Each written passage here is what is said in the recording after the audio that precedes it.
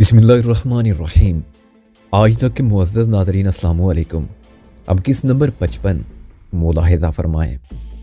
شانی کو دیکھتے ہوئے چودھری نے ہولے سے ہاتھ بڑھایا اور اس کے بکھرے بالوں کو سہلانے لگا۔ اس کے نتنے پھولے ہوئے تھے اور سانس تیزی سے چل رہی تھی۔ تام طوفان میں ذرا سے اتار کے آثار بھی تھے۔ شانی نے فرش سے بریف کیس اٹھایا اور اسے الماری میں رکھ دیا۔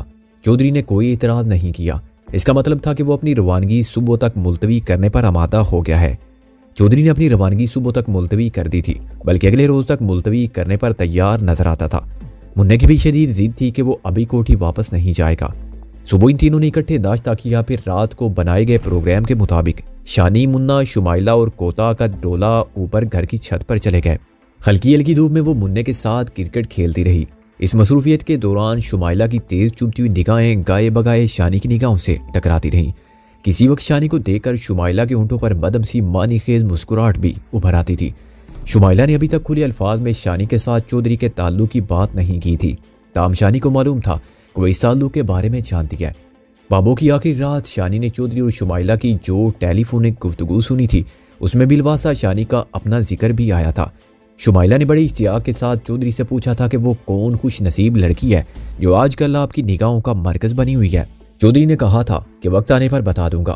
بعد میں شمائلہ نے لڑکی کی تصویر دیکھنے کی خواہش بھی ظاہر کی تھی۔ شمائلہ اتنی معصوم نہیں تھی کہ وہ شانی سے ملنے کے بعد بھی بات کی تہہ تک نہ پہنچتی۔ اس کی معنی خیز مسکراہٹ گواہ تھی کہ وہ سب جانتی ہے۔ منا کھیل رہا تھا، ڈولا اور شمائلہ فیلڈنگ کر رہے تھے۔ شانی کو منہ نے بالنگ پر لگایا ہوا تھا۔ وہ بار بار کہہ رہا تھا، تاتی ذرا تیز بال کراؤ۔ بھائی مجھے تیز بال کرانی نہیں آتی، شمائلہ نے مسکراتے ہوئے کہا، لیکن تیز بالنگ کھیلنا تو آتی ہے۔ کیا مطلب؟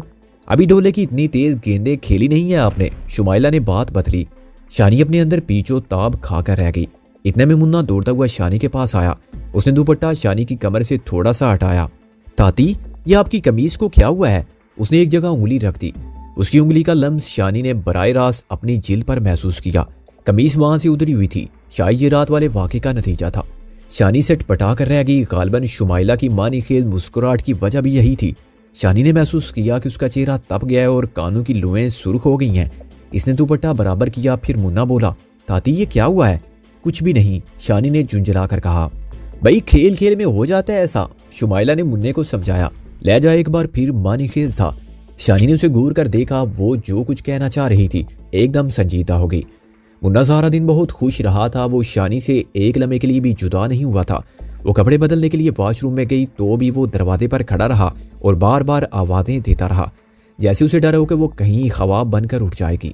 شانی کی عجیب کیفیت تھی، وہ منہ سے دور نہیں رہ سکتی تھی، اور جب وہ پاس ہوتا تھا تو اس کی وارفتگی دیکھ کر اس کے دل پر بوجھ بھی پڑنے لگتا تھا۔ رات کو منہ کے سونے کے بعد وہ ایک بار پھر ناپسندیدہ صورتحال کا شکار ہوئی۔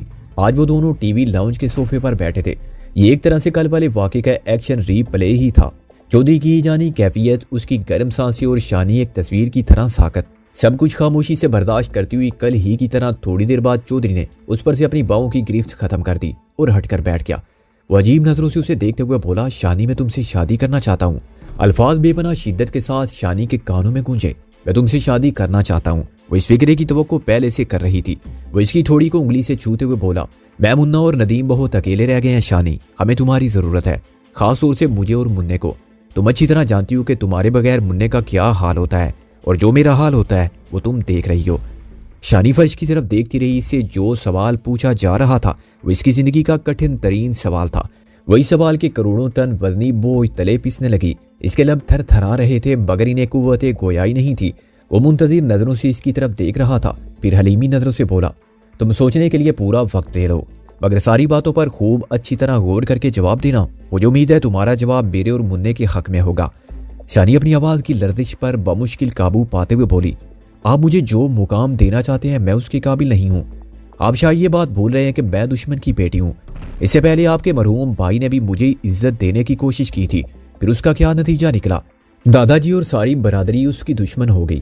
اب بھی آپ کا خاندان اور برادری یہ کبھی برداشت نہیں کرے گی، بلکہ اب تو یہ اور مشکل ہے۔ مجھے دادا جی اور درجنوں لوگوں کی قاتلہ کہا جا رہا ہے۔ میں آپ کی ٹھوکروں میں ایک کنیز کی حیثیت سے مر تو سکتی ہوں، بیوی بن کر نہیں رہ سکتی۔ آپ کے لوگ کبھی ایسا نہیں ہونے دیں گے۔ چودھری نے سگریٹ کا گہرا کش لیا۔ دیکھو، گڑے مردے اکھاڑنے سے کوئی فائدہ نہیں۔ تمہارے خاندان سے ہمارے خاندان کی دشمنی تھی، لیکن یہ 75 سال پہلے کی بات ہے۔ میں اور تم آج کی بات کر رہے ہیں، اس گھڑی کی بات کر رہے ہیں۔ تم دیکھ چکی ہو کہ تمہاری خاطر میں کہاں تک جا سکتا ہوں، میں اس سے بھی آگے جاؤں گا۔ مجھے نارپور کے جائلوں کی کوئی پرواہ نہیں ہے، ہم ایک نئی طرح کی زندگی شروع کریں گے۔ باقی رہی کنیز بن کر رہنے والی بات، تو مجھے اس پر دکھ ہوا ہے۔ اگر میری سوچ ایسی ہوتی تو کوٹھی میں آنے کے بعد تم کب میری پہنچ سے دور تھی۔ میں جب چاہتا ایک دشمن بن کر تمہارے سامنے آ سکتا تھا، لیکن تم جانتی ہو ایسا نہیں ہوا، نہ اب ایسا ہو رہا ہے۔ کیا اس بات کا ثبوت نہیں کہ میں تمہیں دل کی گہرائی سے عزت دینا چاہتا ہوں؟ میں اپنے لیے فساد نہیں چاہتی ہوں، وہ سسک کر بولی۔ تم سے کہا ہے نا، ان باتوں پر مت سوچو، یہ میرے معاملے ہیں، میں انہیں بڑی آسانی سے نمٹا سکتا ہوں، اتنا دم خم ہے مجھ میں۔ اگر کوئی اور بات تمہارے ذہن میں ہے تو مجھے بتاؤ، میں کھلے دل سے سنوں گا۔ شانی اندر سے کانپ گئی، سے ڈر لگا تھا کہ گفتگو کا رخ کسی خاص سمت میں نہ مڑ جائے۔ اسے چودھری سے اپنی پچھلی ملاقات یاد تھی، اور اس ملاقات میں جس طرح سے رستم کا ذکر ہوا تھا وہ ابھی تک شانی کے دل میں خوف بن کر ٹھہرا ہوا تھا۔ چودھری سوالیہ نظروں سے اس کی طرف دیکھتا رہا، پھر کچھ لے کر بولا، کہیں ایسا تو نہیں ہے کہ میری ذاتی زندگی کے بارے میں تمہیں کسی طرح کی الجھن ہو؟ شانی خاموش رہی۔ چودھری نے اپنے باری برکم چہرے سے عینک اتار کر اس کے شیشے صاف کیے۔ شانی، تمہاری بابوں سے میرا رویہ جس طرح کا تھا تم اچھی طرح جانتی ہو۔ میں نے ہمیشہ اس کی ہاں میں ہاں ملائی اور ہر طرح سے عزت دی۔ وہ کافی عرصے سے بیمار تھی، میں نے کبھی اسے یہ احساس نہیں ہونے دیا کہ میں اس کی بیماری کے ساتھ زندگی گزار رہا ہوں۔ بہرحال ایک انسان ہونے کے طور پر مجھ میں بھی کچھ خامیاں ہیں، میں ڈرنک کرتا ہوں۔ میں تم سے یہ بات کبھی نہیں چھپانا چاہتا کہ شادی سے پہلے اور شادی کے بعد میری زندگی میں لڑکیاں آتی رہی ہیں، کبھی کبھار اب بھی ایسا ہو جاتا ہے۔ یہاں تک کہہ کر چودھری نے چلنے میں توقف کیا اور شانی کو سرتاپا غور سے دے کر بولا، بہرحال میں تم سے وعدہ کرتا ہوں شانی، اگر تم میری زندگی میں آنے کا فیصلہ کرتی ہو تو میں سب کچھ چھوڑ دوں گا، ہاں سب کچھ۔ ایک گھریلو لڑکی کی حیثیت سے شاید تمہیں اس بات کا پتہ نہ ہو کہ فی زمانہ دولت مند مردوں پر خوبصورت لڑکیاں مکھیوں کی طرح گرتی ہیں۔ شہروں میں یہ سلسلہ اور زیادہ ہے، مجھ پر بھی ایسی لڑکیاں گرتی ہیں اور آئندہ بھی گریں گی، لیکن میرا یہ تم سے وعدہ ہے کہ میں سب کچھ بھول جاؤں گا، سب کچھ چھوڑ دوں گا، تمہیں مجھ سے کبھی کوئی شکایت نہ ہوگی۔ شانی کے ہاتھ پسینے میں بھیگ گئے تھے اور ہونٹ لرز رہے تھے، وہ بار بار نچلا ہونٹ دانتوں میں دبا کر رہ جاتی تھی۔ چودھری نے سگریٹ کا ٹکڑا ایش ٹرے میں مسلتے ہوئے کہا، میں تم سے فوری جواب نہیں چاہ رہا ہوں، تم 2-3 دن تک پوری تسلی اور آزادی سے سوچ لو۔ آزادی کا لفظ شانی کے دل پر گھونسے کی طرح لگا، وہ کس آزادی کی بات کر رہا تھا؟ شانی کی تو پور شکنجوں میں جکڑی ہوئی تھی منا ندیم بابوں کی روح، اور پھر انوری کا کاکا گڈی، اس کے علاوہ رنگ والی میں اپنے پیاروں کی سلامتی، اور پتہ نہیں کیا کیا تھا اس کے گلے کا تھوک۔ چودھری دھیان سے اس کا چہرہ پڑھ رہا تھا، شاید اس نے شانی کی دلی کیفیت بھانپ لی تھی۔ پوچھنے لگا، کیا تم کسی طرح کی گھٹن محسوس کرتی ہو؟ شانی نے نفی میں ساری لایا تو آنکھوں سے 2 موٹے آنسو چمکیلے موتیوں کی طرح گر پڑے۔ سر نے نفی میں جواب دیا، لیکن آنسوؤں نے اس بات میں جواب دے دیا۔ چودھری کے جبڑے بنچ گئے اور ناک کی اوپر کی لکیر ذرا اور گہری ہوگی۔ کمرے کو ایک بوجھل خاموشی نے ڈھانپ لیا۔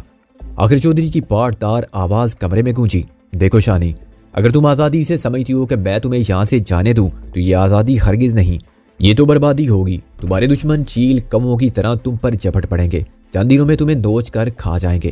میں ایسا نہیں کر سکتا، ہرگز ایسا نہیں کر سکتا، نہیں، میں بالکل ٹھیک ہوں یہاں، آپ کہیں بھی تو شاید نہ جاؤں۔ شانی نے اس کے لہجے کی حرارت محسوس کرتے وضاحت کی۔ چند لمحے کے توقف کے بعد چودھری نے کہا، ٹھیک ہے، میں صبح چلا جاؤں گا، واپسی 2-3 دن بعد ہوگی، امید ہے اس وقت تک تم ہر پہلو پر غور کر لو گی۔ چودھری اٹھ کر اپنی خوابگاہ کی طرف چلا گیا۔ شانی مننے کے پاس آ لیٹی، چودھری اس کی آزادی کی بات کر رہا تھا۔ شانی کی آزادی اس گھوڑے کی طرح تھی جس کا پاؤں باندھ کر چراگاہ میں چرانے کے لیے چھوڑ دیا جاتا ہے۔ چودھری اسے فیصلہ کرنے کا کہہ رہا تھا، اس نے فیصلہ کیا کرنا تھا؟ فیصلہ تو حالات کر رہے تھے۔ وہ تو وقت کی عدالت میں مجرم کی طرح گردن ڈالے کھڑی تھی، اور جبر کا استغاثہ اس کی آس امید کی دجیاں اڑا رہا تھا۔ ہاں، اس نے فیصلہ کیا کرنا تھا؟ اس نے لیٹے لیٹے کروٹ بدلی اور مننے کو گلے سے لگا لیا۔ اس کے کانوں میں ایک شہنائی رونے لگی، اور شہنائی کا تعلق ہمیشہ شادی سے ہوتا ہے۔ اس کی آنکھ رات کے آخری پہر ایک نامانوس شور کے سبب کھلی، کوئی زور زور سے بول رہا تھا۔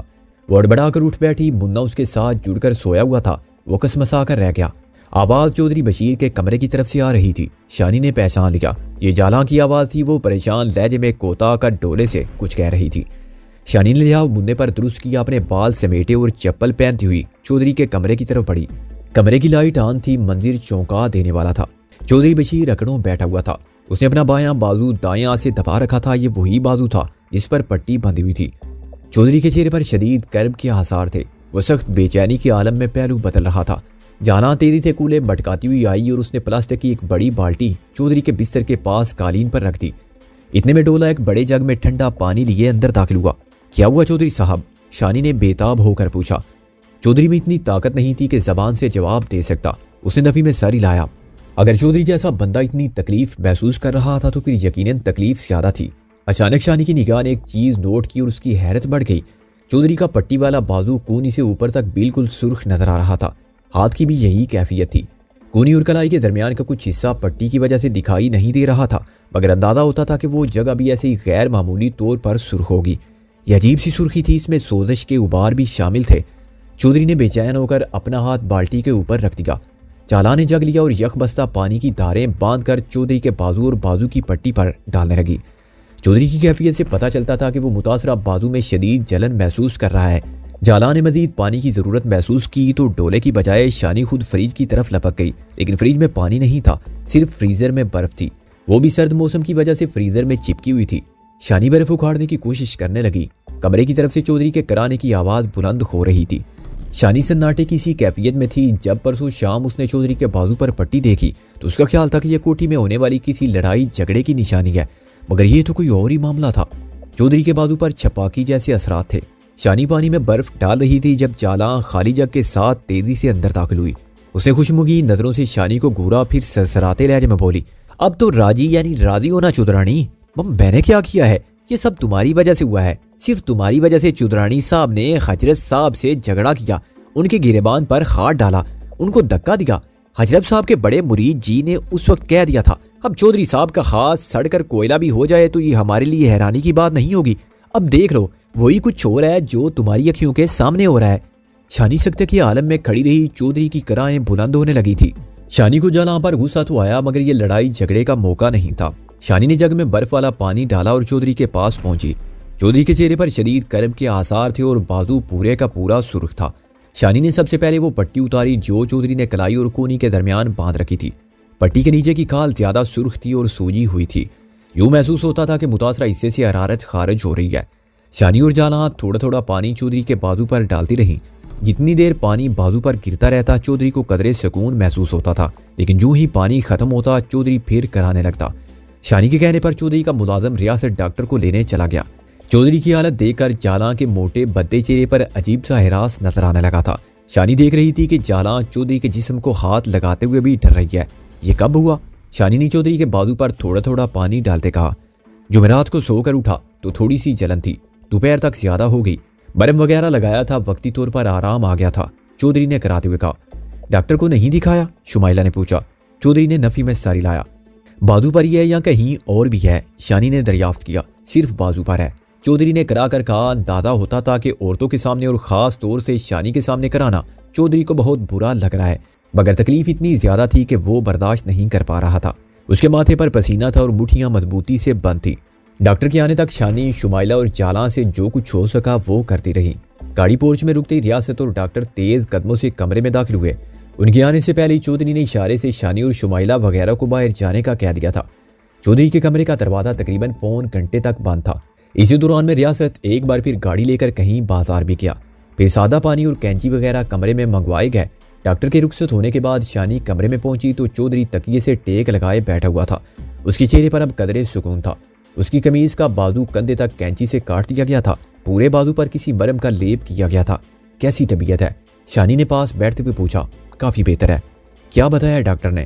کہتا ہے کہ اسکن الرجی کی کوئی شکل ہے، پریشانی کی بات نہیں ہے، 1-2 دن میں ٹھیک ہو جائے گی، اگر مزید کوئی مسئلہ ہوا تو ایک ٹیسٹ کرا لیں گے۔ تو میرا خیال ہے کہ آپ لاہور میں کسی اچھے ڈاکٹر کو دکھائیں، شانی نے فکر مندی سے کہا۔ چودھری گہری نظروں سے اسے دیکھنے لگا، یوں لگا شانی کا فکر مندانہ انداز اسے پسند آیا ہے۔ چودھری کے دیکھنے کے انداز نے شانی کو اندر ہی اندر شرمسار کر دیا تھا۔ دوسرے روز چودھری اور منا لاہور واپس چلے گئے۔ منا کسی صورت جانے کے لیے تیار نہیں تھا، اس کو آمادہ کرنے کے لیے شانی اور چودھری کو بہت سے جتن کرنا پڑے۔ یہ تیسرے چوتھے روز کی بات ہے۔ شانی چھت پر تھی، شام کا وقت تھا، سورج دور مغربی افق پر جھکتا جا رہا تھا، دھوپ ابھی باقی تھی لیکن خنکی میں اضافہ ہونے لگا تھا۔ نیچے سے ان میں کوتا آ کر ڈولا ایک ملازم کے ساتھ خوش گپیوں میں مصروف تھا، وہ خاصا خوش مزاج واقع ہوا تھا۔ شانی چارپائی پر چیت لیٹی تھی، اس کی نگاہیں دور نیلے آسمان کے پیش منظر میں اڑتی اکا دکا پتنگوں پر تھی۔ ایک خوش رنگ پتنگ بہت دیر سے فضا میں غوطے لگا لگا کر ابھر رہی تھی۔ پتہ نہیں اس کی ڈور کس کے ہاتھ میں تھی، کون اسے کھینچ رہا تھا اور ڈھیل دے رہا تھا۔ پتنگ کی ہر حرکت نادیدہ ہاتھ کی حرکت کے تابع تھی۔ وہ جب چاہے اسے پستی میں گرا سکتا تھا، جب چاہے بلندیوں سے ہمکنار کر سکتا تھا۔ شاید زندگی بھی ایک پتنگ تھی اور تقدیر کے ہاتھ حالات کی ڈور سے اسے حرکت میں لاتے تھے۔ اچانک ایک چنچل آواز نے اسے چونکا دیا۔ کن سوچوں میں کھوئی ہوئی ہیں بیگم جی؟ یہ شمائلہ تھی۔ وہ اتنا باریک لباس پہنے ہوئے تھی کہ اسے لباس کہنا بھی مشکل تھا۔ اس نے بال کھلے چھوڑ رکھے تھے، اپنے زیر جامے کی نمائش کرتی وہ پورے گھر میں اسی طرح دندناتی پھرتی تھی جیسے مرد ملازموں کی پارسائی کا امتحان لے رہی ہو۔ اپنے ہاتھوں پر ہی نماک سے مہندی لگاتے وہ دب سے چارپائی کے ساتھ رکھی کرسی پر بیٹھ گئی۔ شانی نے برا سا منہ بنایا لیکن کچھ کہا نہیں۔ وہ بولی، چودھری جی جب آتے ہیں تو پورے کے پورے آ جاتے ہیں، پر جب جاتے ہیں تو سارے کے سارے چلے جاتے ہیں، بھول ہی جاتے ہیں کہ کوئی کتنا انتظار کر رہا ہوگا۔ شانی نے کہا، میرے خیال میں تمہیں کافی تجربہ ہے چودھری صاحب کے آنے اور جانے کا۔ ناصر سے ان کی بہت بنتی ہے، ایک طرح سے دوستی ہے دونوں میں، شمائلہ بولی۔ عجیب بات ہے، جب چودھری صاحب آتے ہیں تو دوست صاحب کسی نہ کسی بہانے لاہور چلے جاتے ہیں۔ شانی نے بھی شمائلہ کی طرح چبھتا ہوا لہجہ اختیار کیا۔ شمائلہ بے باک نظروں سے شانی کو دیکھتی رہی، اس کی کشادہ آنکھوں میں رقابت کی چمک تھی۔ چند لمحوں کے لیے یوں محسوس ہوا کہ وہ شانی کی بات کا جواب کسی نہایت تیکھی بات سے دینے جا رہی ہے، لیکن پھر اس نے خود کو سنبھالا اور گہری سانس لیتے ہوئے کرسی کی پشت سے ٹیک لگا لی۔ بظاہر اس کی ساری توجہ اپنے ہاتھ پر مہندی لگانے پر مرکوز تھی، تاہم اس کا ذہن مکمل طور پر شانی کی طرف تھا۔ کہنے لگی، میں اس وقت بھی آپ کو جانتی تھی جب آپ کو دیکھا نہیں تھا، میں اپنے خیالوں میں آپ کی شکل بناتی تھی، میرا اندازہ تھا کہ آپ خوبصورت ہوں گی۔ کہتے ہیں ایک عورت دوسری عورت کی تعریف کم ہی کرتی ہے، پر دیکھیں میں آپ کی تعریف کر رہی ہوں۔ چودھری صاحب اگر آپ کے آگے پیچھے ہو رہے ہیں تو یہ ان کی مجبوری ہے۔ شانی نے بیزاری سے کہا، میں اس معاملے میں بات نہیں کرنا چاہتی، بہتر ہے کہ تم اس وقت مجھے اکیلا چھوڑ دو۔ وہ ڈٹھائی سے مسکرائی، آپ غصے میں بھی اچھی لگتی ہیں، اور اچھی صورتوں پر یہ چودھری ایک دم لاٹو لٹو ہو جاتے ہیں۔ اور یہ صرف چودھریوں کی بات نہیں ہے، مرد ذات ہوتی ہی ایسی ہے۔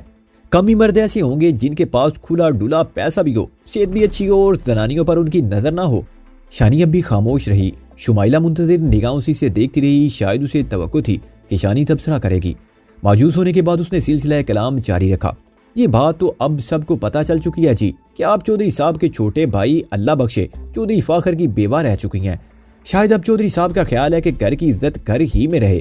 ویسے بھی اب چودھری صاحب اپنی بیگم کے بعد اکیلے رہ گئے ہیں، دوسری طرف آپ بھی اکیلی ہیں۔ اچھا ہے کہ آپ دونوں کا میل ہو جائے، پر ایک بات دماغ میں ضرور رکھنا بیگم جی، شمائلہ نے رازداری سے کہا، کہ چودھری وڈیرے اور زمیندار کسی کے ہوتے نہیں ہیں۔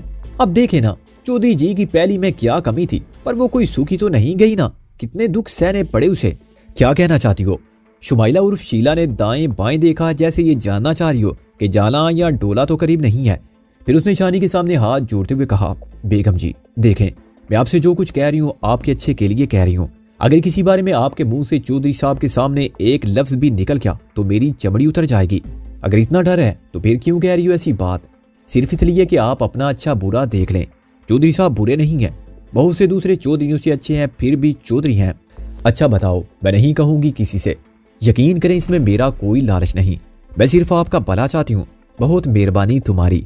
وہ شانی کے طنز کو نظر انداز کرتے بولی، آپ کا اپنا خاندان بھی تو زمیندار ہے، آپ کو پتہ ہی ہوگا ان زمینداروں کے بکھیڑے کیا ہوتے ہیں۔ چودھری بشیر صاحب کی برادری میں تو یہ لڑائیاں جھگڑے اور بھی زیادہ ہیں، میں جانتی ہوں۔ آپ کو پتہ ہے چودھری جی کی بیوی مقبول اپنے ماں پیو سے نہیں ملتی تھی۔ کیا مطلب؟ شانی نے چونک کر کہا، آپ کا کیا خیال ہے دل کی بیماری ایسے ہی لگ جاتی ہے؟ کوئی نہ کوئی دیمک تو ہوتی ہے نا جو بندے کو اندر ہی اندر پولا کھوکھلا کر دیتی ہے۔ شانی حیرانی سے شمائلہ کی طرف دیکھنے لگی، اسے اس کی بات میں وزن محسوس ہوا۔ شانی کی استفسار پر شمائلہ نے تفصیل بتاتے ہوئے کہا، شاید آپ کو پتہ نہیں کہ بابو مقبول کی ایک چھوٹی بہن بطول بھی جہیز میں 4 مربع زمین لے کر گئی ہے۔ شمائلہ نے بات جاری رکھتے ہوئے کہا، چودھری بشیر اور بیر جی نے بڑی کوشش کی تھی کہ بابو مقبول کی چھوٹی بہن بطول کا رشتہ چودھری فاخر سے ہو جائے۔ وہ چاہتے تھے کہ وہ 4-5 مربع زمین بھی بطول کے ساتھ آئے، جس کی قیمت لکھوں لاکھوں کروڑوں میں تھی۔ بیچاری بابو مقبول نے بڑی کوشش کی کہ اس کی چھوٹی بہن اس کے دیور کی طرف آ جائے، پر اللہ کو منظور نہیں تھا۔ بابو مقبول کے ابا جی نے اپنے ایک بھائی کو زبان دے دی تھی، وہ ہر صورت میں اپنا کول نبھانا چاہتے تھے۔ بابو مقبول بیچاری چکی کے 2 پارٹوں میں تھی، خاوند ایک طرف دمکاتا تھا، ماں پیو دوسری طرف دھکا دیتے تھے۔ آخر بابو مقبول ہار گئی، وہ چھوٹی بہن کو دیور کے لیے نہ لا سکی۔ اس کے بعد چودھری بشیر نے بابو مقبول پر پابندی لگا دی کہ وہ اپنے پیو کو نہیں ملے گی، اگر ملے گی تو پھر طلاق کاغذ اس کے ہاتھ میں ہوگا۔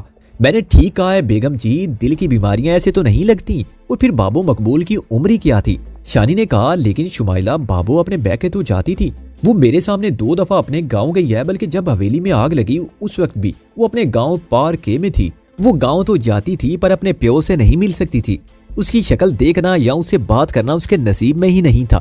وہ اپنے ایک بھائی کے گھر جاتی تھی، وہیں پر شاید چوری چھپے اس کی ماں آ کر اس سے مل جاتی تھی، مگر اپنے باپ کو نہ ملنے کی اس نے قسم کھائی ہوئی تھی۔ وہ جانتی تھی جس دن اس نے یہ قسم توڑی اس کا شادی کا بندھن بھی ٹوٹ جائے گا۔ اس قسم سے بس اسے چودھری صاحب آزاد کر سکتے تھے، پر انہوں نے آخر تک ایسا نہیں کیا۔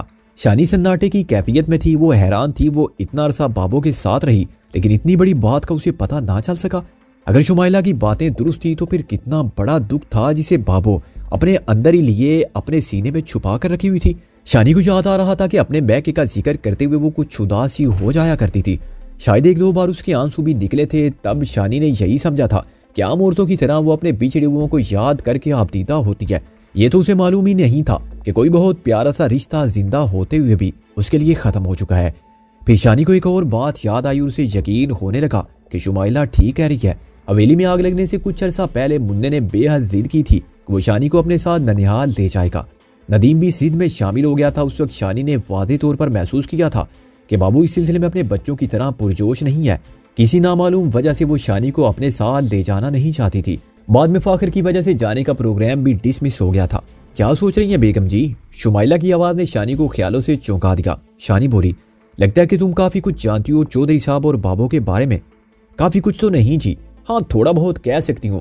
ہم تو عام بندے ہیں جی، آپ چودھری زمیندار لوگ ہیں، آپ کی ساری باتوں کا پتہ ہم کو کیسے لگ سکتا ہے؟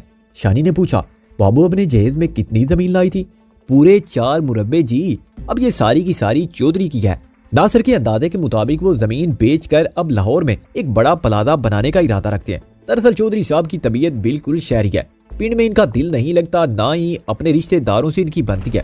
ویسے بھی ان کے شوق ذرا دوسری طرح کے ہیں۔ کیسے شوق؟ چھوڑیں جی، اب خود بھی تو کچھ سمجھے نا، ساری بات میرے منہ سے ہی نہ کہلوائیں۔ اس کے ساتھ ہی شمائلہ نے ایک بار پھر شانی کے سامنے ہاتھ جوڑ دیے۔ چودھرانی جی، میں ایک بار پھر منت کر رہی ہوں، کہیں میرے بارے میں کوئی بات چودھری صاحب سے نہ کہہ دینا، وہ بڑا برا حشر کریں گے میرا۔ شمائلہ ہاتھ بھی جوڑتی رہی اور ساتھ ساتھ چودھری کی باتیں بھی بتاتی رہی۔ شانی واضح طور پر محسوس کر رہی تھی کہ وہ جذبہ رقابت سے مجبور ہے۔ اسے یہ بات کسی طرح بھی ہضم نہیں ہو رہی کہ چودھری اس کی 4 دیواری میں اس کی چھت کے نیچے کسی اور کی طرف محبت بھری نظروں سے دیکھے، اور شاید اس کے خاوند ناصر کو بھی یہ بات ہضم نہیں ہو رہی تھی۔ ابھی تو میاں بیوی کو چودھری سے بہت کچھ اینٹنا تھا۔ شمائلہ کو نئے ماڈل کی ٹویوٹا کار درکار تھی۔ یہ مکان بھی ابھی ادھورا پڑا تھا، اسے شایان شان طریقے سے مکمل کرنے کے لیے 25-30 لاکھ روپے کی ضرورت تھی۔ شمائلہ عرف شیلا کے زیورات میں ہیرے کا ایک بھی سیٹ نہیں تھا۔ اس کے علاوہ بھی میاں بیوی کی ان گنت خواہشات تھی۔ ان خواہشات کے حصول کے لیے ناصر اپنی 9 بیاتہ بیوی کو اس گھر میں چھوڑ کر وقتاً فوقتاً ضروری کام سے لاہور چلا جاتا تھا۔ شمائلہ بھی اپنے بستر پر ناصر کی جگہ کسی دوسرے کو دینے کے لیے پوری طرح آمادہ تھی۔ سارا سیٹ اپ مکمل تھا، مگر اب درمیان میں شانی آ گئی تھی۔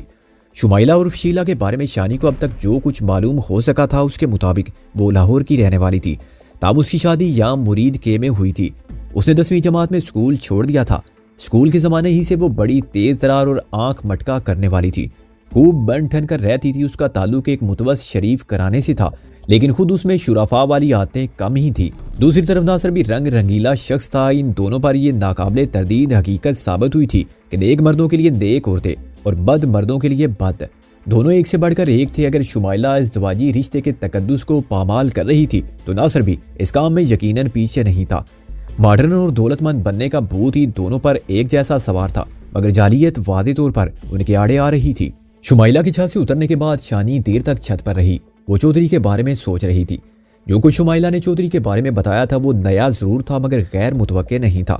شانی پہلے ہی اندازہ لگا چکی تھی کہ بابو کی ازدواجی زندگی دیکھنے میں جتنی پرسکون لگتی تھی حقیقت میں اتنی نہیں تھی۔ نادیدہ جبر بابو کو پیستے رہتے تھے۔ اگر چودھری بابو کی تھوڑی بہت عزت کرتا تھا تو اس کی وجہ یہی تھی کہ وہ اپنے ساتھ بہت سی جائیداد لے کر آئی تھی، لیکن اس جائیداد کو پوری طرح استعمال کرنے اور اس سے لطف اندوز ہونے کے لیے چودھری کو آزادی درکار تھی۔ ایسی آزادی حاصل کرنے کے لیے جاگیردار اور وڈیرے اپنی خاندانی بیویوں کو قتل تک کر دیتے ہیں۔ چودھری نے ایسا تو نہیں کیا تھا، تاہم اس نے کچھ ایسا بھی نہیں کیا تھا۔ اپنی بیمار شریک حیات کے علاج میں اس نے مجرمانہ غفلت برتی تھی، بلکہ یہ کہنا چاہیے کہ دانستہ طور پر اس نے بیمار بیوی کو مناسب علاج سے محروم رکھا تھا۔ بابو کے ذہن میں آپریشن کے حوالے سے بے جا ڈر موجود تھا۔ اس ڈر کو ختم کرنے کی بجائے چودھری نے اسے مزید بڑھا دیا تھا۔ وہ قدرت اللہ کے حوالے سے بابو کی خاں میں خام بلاتا رہا اور ٹونے ٹوٹکوں کے تعاون سے بابو کو موت کے منہ میں پہنچا دیا تھا۔ یوں تو شانی کی آمد سے پہلے ہی چودھری نے بابو کی زندگی کی طرف سے بے پرواہی اختیار کر رکھی تھی، تاہم شانی سے ملاقات کے بعد عین ممکن تھا کہ اس بے پرواہی میں اضافہ ہو گیا ہو۔ چودھری کے ارادے اب شانی کے حوالے سے بالکل واضح ہو گئے تھے، اور یہ ارادے ایسے تھے کہ بابو کی موجودگی میں یہ ہرگز پورے نہیں ہو سکتے تھے۔ شانی جانتی تھی، سب کچھ جانتی تھی، چودھری دوہری شخصیت کا مالک تھا۔ بے شک وہ نارپور کے دوسرے چودھریوں سے مختلف تھا، لیکن اپنے انداز میں اس کی سنگ دلی اور مطلب پرستی ہر شعبے سے بالا تر تھی۔ اب سوچنے کی بات یہ تھی کہ کیا شانی اس کے بچھائے ہوئے جال سے نکل سکتی ہے؟ اس کا جواب فوری طور پر نفی میں تھا۔